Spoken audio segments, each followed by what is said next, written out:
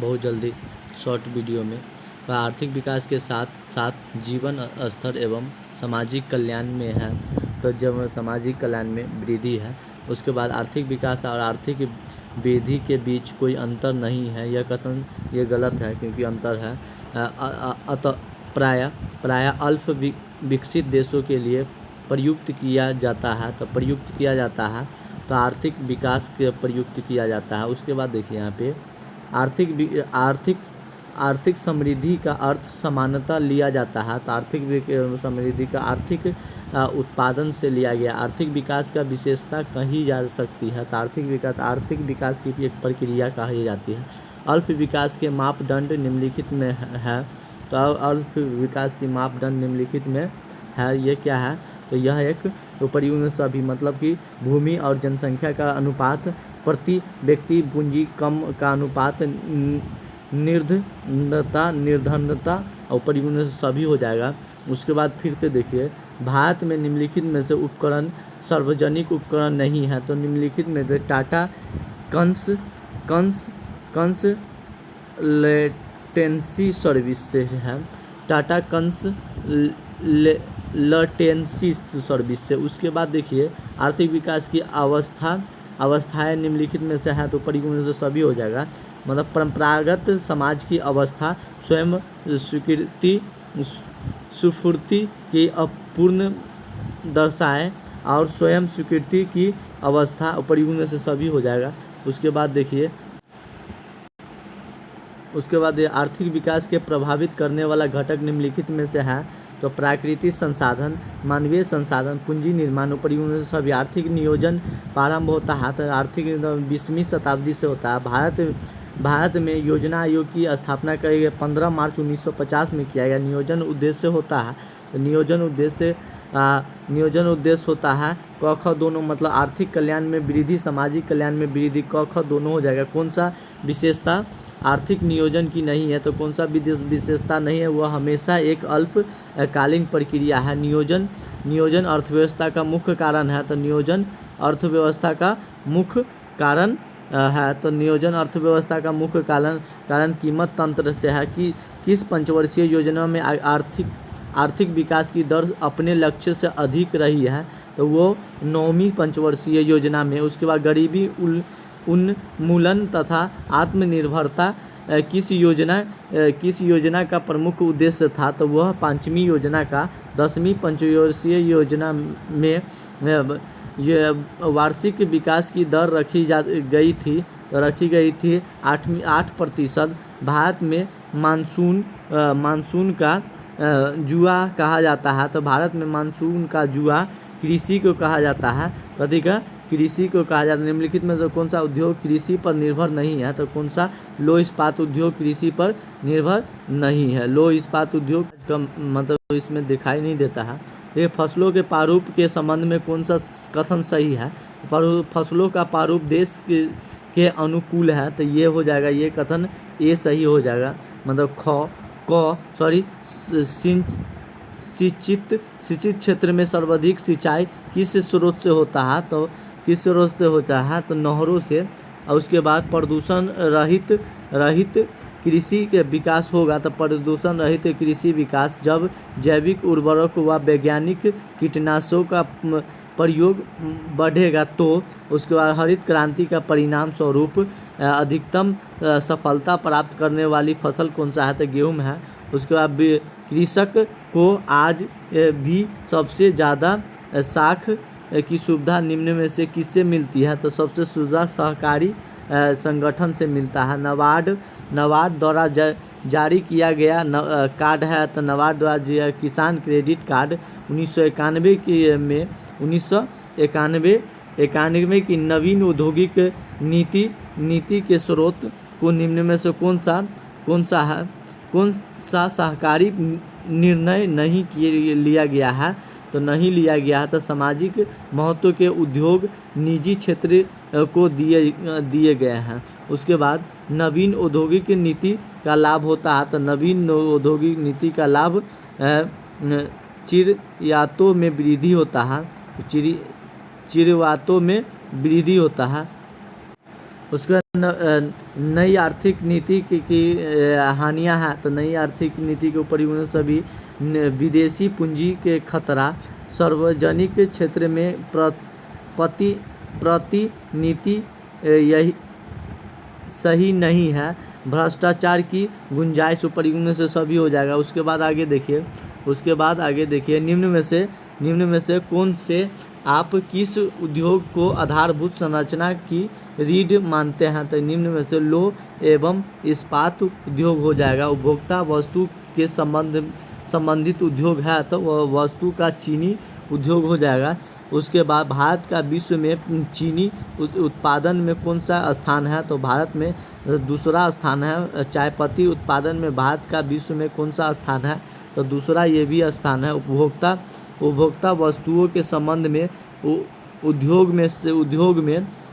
में शामिल है तो कौन सा है। ऊपर इन्होंने सभी वो सूती वस्त्र उद्योग, जूट उद्योग, चीनी उद्योग, ऊपर इन्होंने सभी कृषि के व्यवसायीकरण के कारण निम्नलिखित में से क्या है। तो औद्योगिक क्रांति, विदेशी व्यापार में वृद्धि, मुद्रा का प्रयोग, ऊपर इनमें से सभी हो जाएगा। कृषि के व्यवसायिक के प्रभाव निम्नलिखित में से है तो कौन सा हो जाएगा। तो विशिष्टीकरण और स्थानीयकरण का विकास, ये क हो जाएगा।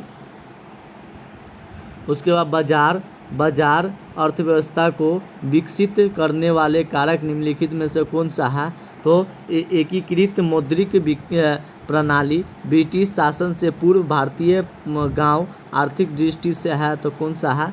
तो पिछड़े थे। उसके बाद आगे देखिए,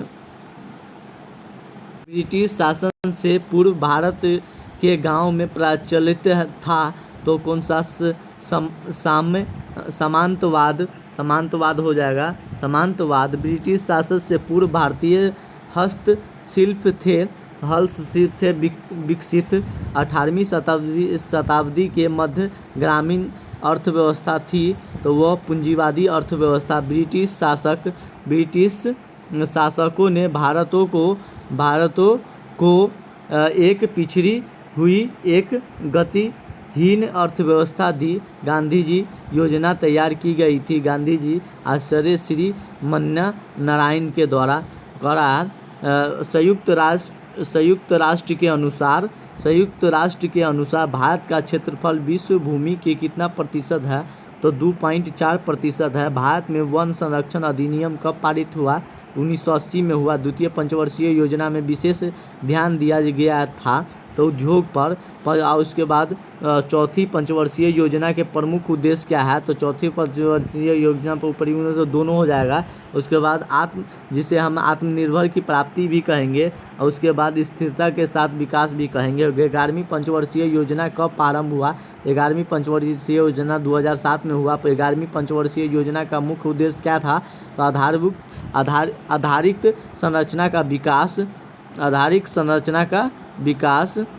संरचना का विकास। थोड़ा मोबाइल हैंग करता है, उसके बाद हम बताते हैं आपको।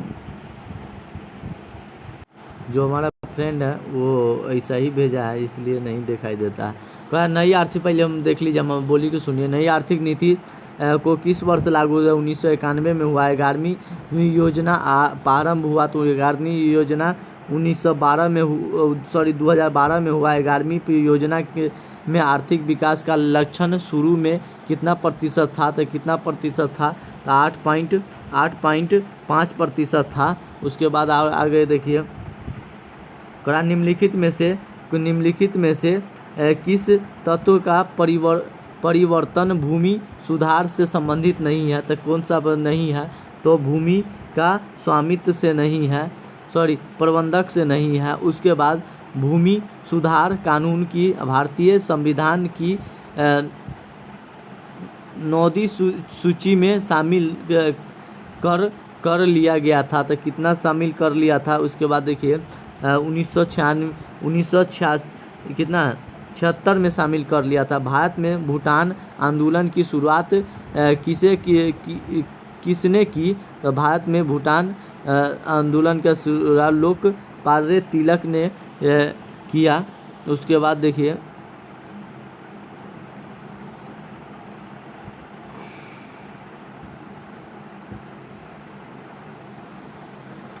भारत में भूमि सुधार नीति निम्नलिखित में से है, तो भारत उपर्युक्त में से सभी हो जाएगा।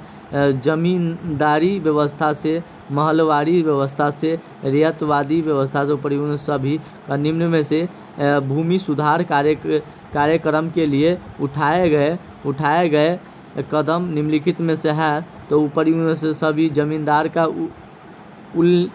उन्मूलन, जोतों की सीमा अधिनियम, जोतों की चक्रबंदी, उपर्युक्त से सभी अधिकतम जोत सीमा निर्धारित के पक्ष में निम्नलिखित में से तर्क है, तो उसके बाद हो जाएगा आपको उपर्युक्त से सभी हो जाएगा। उपर्युक्त से सभी हो जाएगा। सामाजवादी अर्थव्यवस्था के सहायक, कृषि समान वितरण और सहकारी कृषि, उपर्युक्त। हरित क्रांति के अभिप्राय है, हरित क्रांति किससे आता है, तो हरित क्रांति सभी खाद्यान्नों की फसलों के अंतर्गत क्षेत्रफल में की दृष्टि से आता है। निम्नलिखित में से कौन सा तत्व हरित क्रांति के कारण है, तो निम्नलिखित उपर्युक्त में से सभी उन्नत बीज कृषि की नई तकनीकी उर्वरक, इसमें से सभी हो जाएगा। हरित क्रांति का शुरुआत कब हुआ था, तो 1960 में हुआ था।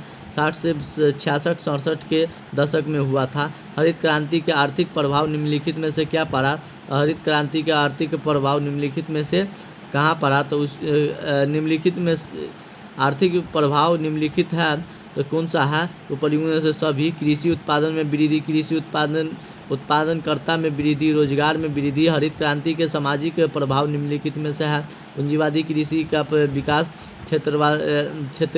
क्षेत्रीय समानता में वृद्धि, भूमि सुधार पर प्रभाव, उपर्युक्त सभी। क्रांतियों का इंद्रधनुष में शामिल है, तो क्रांतियों का इंद्रधनुष में शामिल हो जाता है, उपर्युक्त से सभी। हरित क्रांति, पीली क्रांति, श्वेत क्रांति, उपर्युक्त से। भूमि क्रांति संबंधित है, तो भूमि क्रांति खाद्यान्न से, मछली से, दूध से, उर्वरक से। तो भूमि क्रांति किस संबंधित है, उर्वरक से। नीली क्रांति किससे है, मछली से। नीली क्रांति मछली से, नीला मछली होता है, इसलिए। निम्न में से कौन सा ऋण का प्रकार है, निम्न में से कौन सा ऋण का प्रकार है, तो मध्य अवधि, लघु, दीर्घ अवधि, इसमें से सब में से ऋण मिलता है। निम्न में से कौन बैंक, भारत में राष्ट्रीय बैंक नहीं है, तो कौन सा बैंक राष्ट्रीय बैंक है, तो ये वाला बैंक हो जाएगा HDFC। भारत में पंचवर्षीय सहकारी विपणन समिति की स्थापना की गई थी, तो 1915 में किया था। विपणन एजेंसियां होती है, तो विपणन एजेंसियां उपर्युक्त सभी सरकारी, निजी, अर्ध सरकारी, उपर्युक्त से सभी होते। विकास कम कीमत पर, किसान कम कीमत पर उत्पादन बेचने के लिए सहमत होता है, क्योंकि वह दोनों होता है, मतलब वह बाजार संबंधित सभी सूचनाओं से अभी भी अनभिज्ञ होते हैं, उसको वित्तीय कठिनाइयाँ होती है, उपर्युक्त सभी। औद्योगिक लाइसेंसिंग प्रणाली के अपनाया गया, तो औद्योगिक लाइसेंसिंग प्रणाली को अपनाया गया, तो कब अपनाया गया, तो एकाधिकार के प्रतिबंधित करने के लिए, एकाधिकार को प्रतिबंधित करने के लिए। उसके बाद देखिए, उसके बाद औद्योगिक विकास का अधिनियम लागू किया गया, तो औद्योगिक 1951 में किया गया। औद्योगिक लाइसेंस नीति के प्रमुख रूप से उदार किया गया, तो कब किया गया, 1991 में। लघुतर इकाइयों के लिए विनियोग की अधिकतम सीमा है, तो 5 लाख रुपया। निम्नलिखित में से कौन सा कुटीर एवं लघु उद्योग की भारत में समस्या है, तो कौन सा है, बड़े उद्योगों में प्रतियोगिता। औद्योगिक नीति संकल्प वर्ष के केंद्रीयकरण एवं लघु उद्योगों पर लघु उद्योगों पर जोर दिया जाता है, तो कब दिया जाता है, तो 1977 में यूनिट ट्रस्ट ऑफ इंडिया की स्थापना कब किया गया, 1964 में। इनमें से कौन सा भारत में उद्योगों का वित्तीय सहायता प्रदान करती है, तो कौन सा बैंक करते हैं, उपर्युक्त से भी। IDB है, IDBI, नाबार्ड परियोजना सभी औद्योगिक वृत्ति के साधन निम्नलिखित में से है। औद्योगिक विकृत के साधन निम्नलिखित में से है। तो परियोजना सभी अंश का निर्गमन, अंश निक्षेपण, अंश पत्रों का निर्गमन। भारतीय अर्थव्यवस्था में कुटीर एवं लघु उद्योगों का महत्व निम्नलिखित है। तो कौन सा है? परियोजना से सभी रोजगार संबंधी तर्क, आर्थिक समानता का तर्क, विकेंद्रित अर्थव्यवस्था के तर्क। परियोजना सभी राष्ट्रीय कृषि विकास की योजना कब आरंभ हुआ? तो 1907 से 1908 में नाबार्ड की स्थापना की गई। तो नाबार्ड की स्थापना 1982 में की गई। उसके बाद देखिए अल्पकालिक ऋण की अवधि होती है। तो अल्पकालीन की 6 महीना होता है और अल्पकालीन की 6 महीना, मध्यकालीन होता है 12 महीना और 12 से अधिक दीर्घकालीन ऋण हो जाता है। उसके बाद देखिए भारतीय उद्योग के संबंध में उद्यमिता है। तो उद्यमिता आवश्यक है, उद्यमी सहायक है। तो उद्यमी के आर्थिक विकास और गरीबी उन्मूलन से भी पूंजी निर्माण से परियोजना से सभी उद्यमिता नेतृत्व प्रदान नहीं करती। तो इनमें से कोई किसी पर नेतृत्व प्रदान नहीं करती। उद्यमिता का लक्षण निम्न में से संबंधित है। तो जोखिम वहन व्यवहार से है कि सी हो जाएगा, ग हो जाएगा। उसके बाद देखिए निम्नलिखित में से कौन सा विशेषता उद्यमिता में होनी चाहिए? तो निम्नलिखित में से जोखिम वहन, नवाचार, और उसके बाद पहल, परियोजना सभी आर्थिक क्रियाएं हैं। तो आर्थिक क्रियाएं होता है व्यवसाय प्लस पेशा प्लस रोजगार। आचार साहित्य में शामिल नहीं है। तो आचार साहित्य में बेईमानी शामिल नहीं है। नियोजन होता है तो भविष्य, भूत, भविष्य, वर्तमान में इस सब में हो जाता है। नियोजन आवश्यक है। नियोजन होता है तो नियोजन अल्पकालीन, मध्यकालीन, दीर्घकालीन परियोजना सभी में। SIDBI किस वर्ष पारित हुआ? तो यह 1990 में ICICI स्थापित किया गया था। एक निजी क्षेत्र में भारतीय औद्योगिक विकास बैंक किस वर्ष स्थापित किया गया? तो किस वर्ष स्थापित किया गया? यह 1964 में किया गया। औद्योगिक आधार पर बाजार को वर्गीकृत किया जा सकता है, जैसे स्थानीय बाजार, प्रांतीय, राष्ट्रीय, अंतर्राष्ट्रीय। परियोजना सभी क्रिया के आधार पर बाजार की वर्गीकृत किया जाता है। तो उत्पादन विनिमय बाजार, स्कंद विनिमय बाजार, मुद्रा बाजार, परियोजना से सभी। उसके बाद देखिए उत्पादन बाजार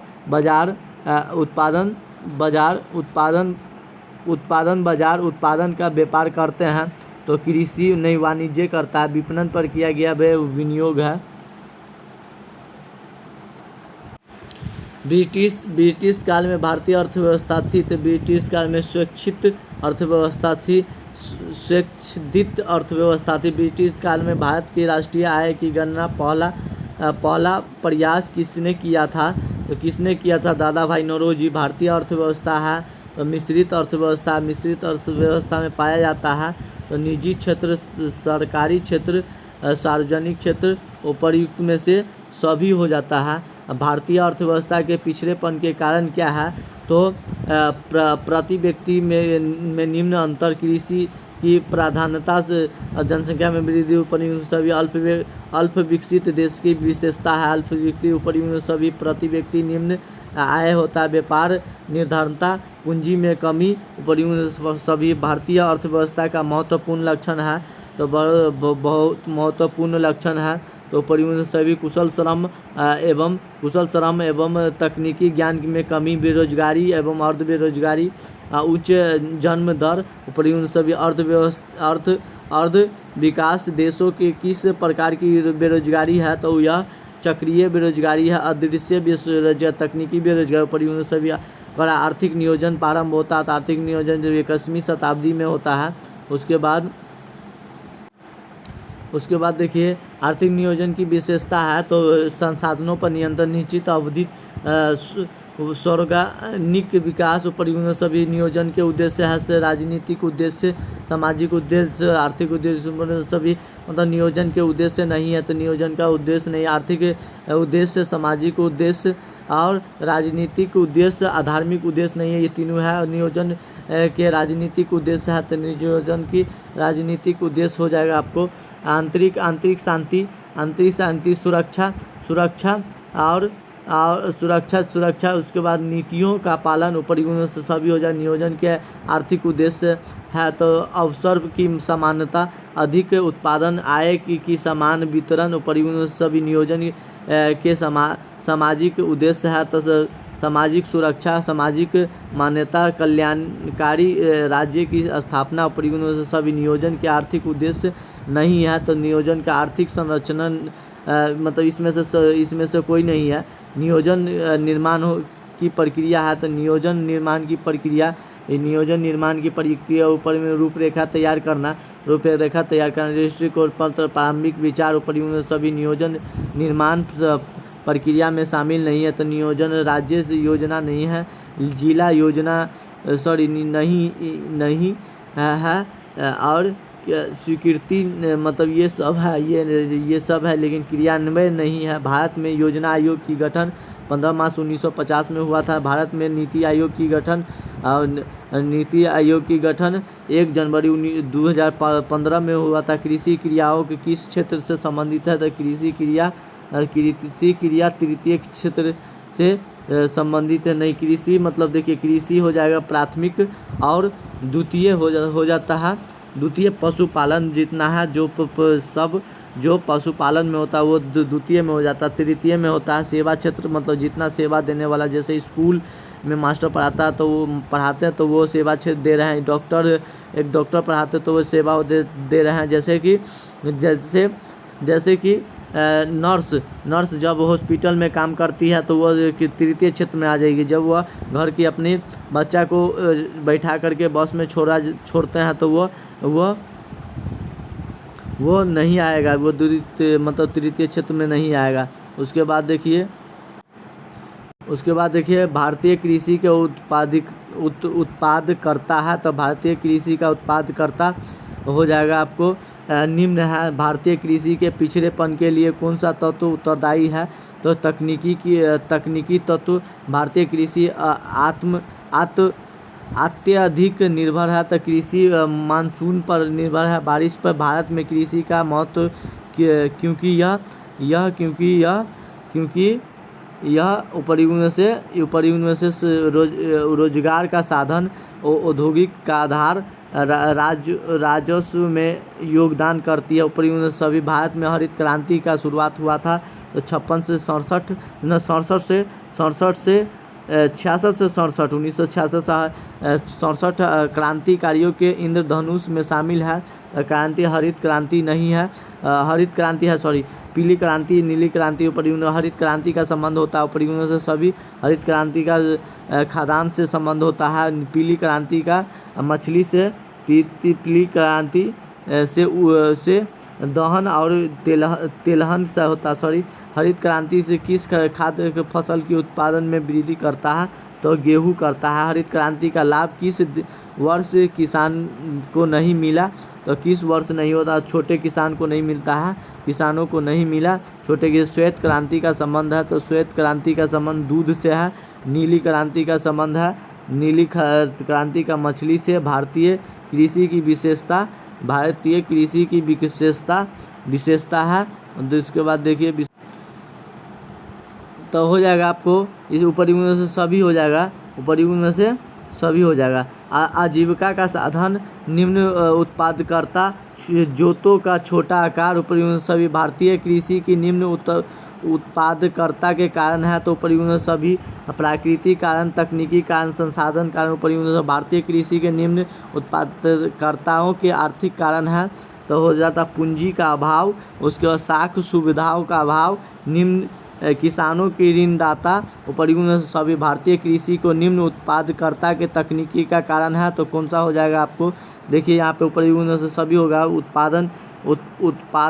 उत्पादन की पुरानी तकनीकी, अच्छे बीज का अभाव और फसलों की सुरक्षा परिवहन सभी भारतीय कृषि को निम्न उत्पादकता के प्राकृतिक कारण है। तो यह वर्षा की अनिश्चितता और भारतीय कृषि की निम्न उत्पादकता के संसाधन का कारण है। तो दोषपूर्ण भूधारण प्रणाली हरित क्रांति का जनक किसे कहा जाता था? हरित क्रांति का जनक एम एस स्वामीनाथ को भूमि क्रांति का संबंध है। तो भूमि क्रांति उर्वरक से है। भारत में कितने प्रतिशत लोग कृषि पर निर्भर है? तो 75% भारतीय कृषि के निम्न उत्पादकता में सुधार हेतु उठाए गए कदम है। तो देखिए यहाँ पे कदम हो जाएगा परिवहन सभी संस्थागत सुधार से, तकनीकी सुधार, कृषि सुधार से संबंधित नवीन योजना परिवहन सभी। भारत में कितने प्रतिशत भूमि वास्तविक रूप से कृषि की जाती है? तो कितना प्रतिशत भूमि है? तो हो जाएगा आपको 50%। उसके बाद भारत में कृषि उत्पादकता में वृद्धि के लिए सुझाव है। तो सिंचाई सुविधा का विकास एवं विस्तार, साख सुविधा में सुधार। उसके बाद आगे देखिए तो सरकार सहकारी साख समिति, राज्य सहकारी बैंक परिवहन सभी व्यापारिक बैंकों द्वारा कृषि वित्त प्रदान की गई है। तो राष्ट्रीयकरण की पश्चात, राष्ट्रीयकरण के पूर्व, स्थापना की अवधि में परिवहन सभी। तो राष्ट्रीयकरण के पश्चात हो जाएगा। क्षेत्रीय ग्रामीण बैंक प्रभावित है। तो क्षेत्रीय ग्रामीण बैंक 1975 में है। उसके बाद आगे देखिए नाबार्ड की स्थापना देश में कब हुई? नाबार्ड की स्थापना 1982 में हुआ। कृषि साख की समस्याएं हैं। तो कृषि साख को परिवहन सभी साख देने की वाली संस्थाओं का अभाव, समन्वय और अधिक लागत परिवहन सभी कृषि साख प्रणाली में सुधार के उपाय है। तो अब संस्थागत साख का विस्तार, व्यावसायिक बैंकों का ग्रामीण क्षेत्रों का विस्तार, ऋण का उत्पादन कार्यों के प्रयोग परिवहन सभी। नाबार्ड ऋण प्रदान करती है। नाबार्ड ऋण प्रदान कृषि क्षेत्र को, लघु उत्तरीय क्षेत्र को, ग्रामीण क्षेत्र को परिवहन से सभी। तो हो जाएगा कृषि क्षेत्र को अवधि के आधार पर, कृषि अवधि के आधार पर ऋणों को कितना प्रकार में बांटा गया? तो 3 प्रकार के। निम्न में से कौन सा संस्थागत एजेंसी नहीं है? तो कौन सा देसी बैंकर नहीं है? जिला सहकारी बैंक कब स्थापना हुआ? तो 1904 में। और कृषि वित्त के लिए सर्वोच्च संस्था है तो नवाडा है। भारत में पदार्थों के लिए विपणन की वर्तमान अवस्था है। तो स्थापना परिवहन से सभी होगा। स्थानीय बाजार में सहकारी विपणन समितियां, राज्य व्यापार मतलब ये परिवहन से सभी हो जाएगा। स्थानीय बाजार में शामिल है। तो स्थानीय बाजार में हाट शामिल है। स्थानीय व्यापारी, घूमते फिरते व्यापारी परिवहन सभी। कृषि विपणन के दोष है। तो कृषि विपणन विक्रय की बाध्यता, संगठन का अभाव, परिवहन के साधनों का अभाव परिवहन सभी। कृषि विपणन में सुधार हेतु प्रयास है। तो वो तो हो जाएगा परिवहन सभी। नियमित मंडिलों की स्थापना, गोदाम की सुविधाएं, गांव गोदामों का निर्माण परिवहन सभी हो जाएगा। उसके बाद आगे देखिए सहकारी विपणन व्यवस्था के लाभ है। तो सहकारी विपणन उचित कीमत, मूल्य निर्धारण, भूमि मध्य स्तरीय उन्मूलन परिवहन से। भारत में सहकारी विपणन की संरचना है। तो जिला क्षेत्रीय विपणन समिति में, राज्य सहकारी विपणन में, राष्ट्रीय सहकारी कृषि विपणन में परिवहन से सभी हो जाएगा। भारत में प्रथम सहकारी विपणन की समिति की स्थापना की गई तो 1913 ईस्वी में। निम्नलिखित में से कौन सा कृषि विपणन का कार्य नहीं है? तो निम्नलिखित में से कौन सा कृषि विपणन का कार्य नहीं है? तो इनमें से कोई नहीं हो जाएगा। न कृषि उपज का एकत्रीकरण और कृषि वस्तुओं का विभाजन, कृषि वस्तुओं का विधायन, उनमें से मतलब इसमें से कोई नहीं है। उसके बाद देखिए आगे विपणन की एजेंसियां होती है। तो विपणन की इसमें से कोई नहीं, न सरकारी में न निजी में परिवहन दोनों, इसमें से कोई नहीं होता है। राष्ट्रीय कृषि विकास योजना का प्रारंभ हुआ था राष्ट्रीय 1907 से 8 में होता है। राष्ट्रीय खाद्य सुरक्षा मिशन प्रभावी हुआ तो कब हुआ, तो 1907 से 8 में। ये 1951 में सर्वाधिक क्षेत्र में उद्योग है, तो 1951 में सर्वाधिक क्षेत्र में उद्योग है, तो 1905 है, 5 उसके बाद आगे देखिए, तो 1956 के औद्योगिक नीति में उद्योगों को कितने वर्गों में बांटा गया, तो 3 वर्गों में। उद्यमी होता है, उद्यमी जो साहसी जोखिम प्रबंधक परिपूर्ण सभी होता है। भारतीय उद्योग के संबंध में उद्यमिता है, तो उद्यमिता आवश्यक है। उसके बाद निम्नलिखित में से कौन सा लक्षण उद्यमी से होना चाहिए, तो वह नवाचार, जोखिम वहन करना, पहल करता, परिवहन सभी। उद्यमी सहायक करता है, तो उद्यमी सहायक होता है परिवहन सभी। गरीबी उन्मूलन में, आर्थिक विकास में, पूंजी निर्माण में परिवहन सभी। उद्यमिता विकास संभव है ये किसके द्वारा, तो अभिप्रेरणा द्वारा, परीक्षण द्वारा, समुचित शिक्षा द्वारा परिवहन सभी। उद्यमिता विकास कार्यक्रम अभिप्राय विकसित करना है, तो उद्यमिता व्यक्तिगत युग में, पेशेवर चतुर में, उद्यमिता प्रेरणा में परिवहन सभी हो जाएगा। उसके बाद उद्यमिता विकास कार्यक्रम कौन चाहता है, तो शिक्षित वर्ग, तकनीकी वर्ग, पूर्व सैनिक, परिवहन सभी। उद्यमिता की आवश्यकता है, तो विकसित अर्थव्यवस्था में, अर्धविकसित अर्थव्यवस्था में, विकासशील अर्थव्यवस्था में, तो सभी तरह के अर्थव्यवस्था में उद्यमिता खेल है। धन का, समय का, चतुर का, इसमें से कोई नहीं, तो चतुर का है हो गया। उसके बाद भारत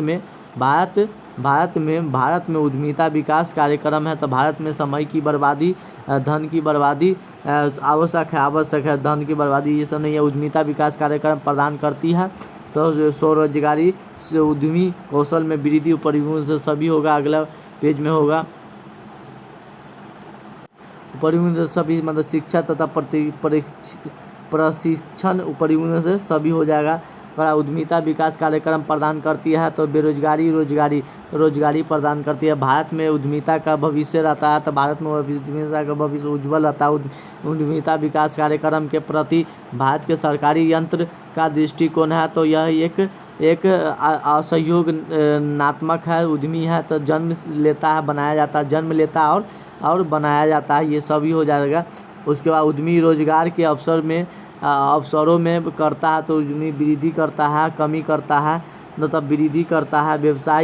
व्यवसाय तथा उद्योगों के विकास में उद्यमी का योगदान रहा है, तो उद्यमी का आवश्यक रहा है।